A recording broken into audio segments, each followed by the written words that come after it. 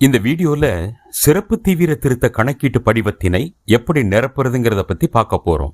முதல்ல இந்த ஃபார்மோட மேல் பகுதியில உங்க வாக்குச்சாவடி நிலை அலுவலர், அதாவது பிஎல்ஓவோட பெயர் மற்றும் மொபைல் எண் இந்த இடத்துல இருக்கும்.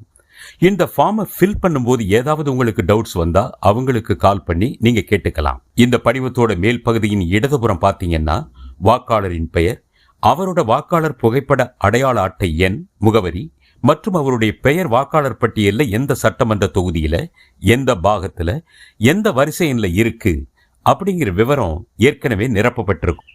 அதோட படிவத்தின் வலதுபுறம் அவருடைய போட்டோவும் பிரிண்ட் ஆகி இருக்கும். வாக்காளரோட போட்டோ பக்கத்துல அவருடைய தற்போதைய போட்டோவை ஒட்டுவதற்கு காலி இடம் கொடுக்கப்பட்டிருக்கும். அதுல அவருடைய புதிய போட்டோவை ஒட்டணும்.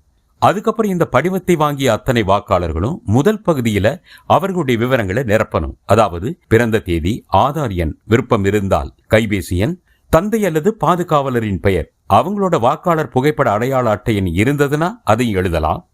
தாயாரின் பெயர், அவங்களோட வாக்காளர் புகைப்பட அடையாள அட்டை எண் இருந்ததுன்னா அதையும் எழுதலாம்.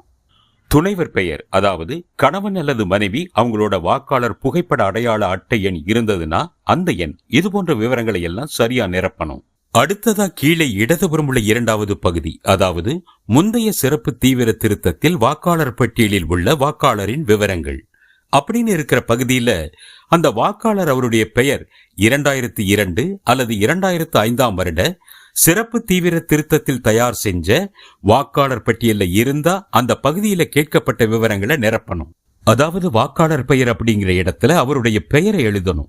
2002 அவருக்கு வாக்காளர் புகைப்பட அடையாள அட்டை எண் இருந்துச்சுன்னா அதோட நம்பர், அப்புறம் உறவினரின் பெயர் என்ற இடத்துல அவருடைய அப்பா, கணவர், பாதுகாவலர், இப்படி அவருக்கு பொருத்தமான உறவினரோட பெயரை எழுதி கீழே உள்ள உறவு முறையையும் எழுதணும்.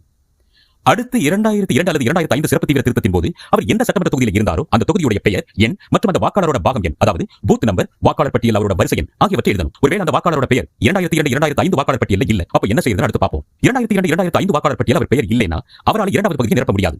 அப்போ இந்த மூன்றாவது பகுதியில அவரோட உறவினர், அதாவது அவருடைய அப்பா, அம்மா, தாத்தா, பாட்டி, இவங்களை யாராவது ஒருத்தருடைய பெயர் 2002 2005 வாக்காளர் பட்டியலில் இருந்ததுன்னா அவங்களுடைய பெயர், 2002 அவங்களுக்கு வாக்காளர் புகைப்பட அடையாள அட்டை இருந்ததுன்னா அதோட நம்பர், அவங்களோட அப்பா, கணவர் பெயரை நிரப்பணும். அடுத்து உறவு முறை அப்படிங்கிற இடத்துல அவர் வாக்காளருக்கு என்ன உறவு முறை அப்படின்னு எழுதணும். அப்புறம் அவர்களோட, அதாவது யார் பெயர் 2002 2005 வாக்காளர் பட்டியலில் இருக்கோ அந்த பெயர் இருக்கிற சட்டமன்ற தொகுதி பெயர், பாகம் எண், வரிசை எண் எல்லாத்தையும் ஃபில் பண்ணணும். இதை முடிச்ச பின்னாடி கீழே இருக்கக்கூடிய 3 உறுதிமொழியையும் பொருத்தமா ஃபில் பண்ணி வாக்காளரோட கையெழுத்து அல்லது கைரேகையை இட்டு, அவர் இல்லாத பட்சத்துல அவருடைய குடும்பத்தில் இருக்கிற 18 வயசுக்கு மேற்பட்ட நபரின் கையெழுத்து அல்லது கைரேகையை பதிவு செஞ்சோ வாக்குச்சாவடி நிலை அலுவலர் கிட்ட கொடுத்துடணும்.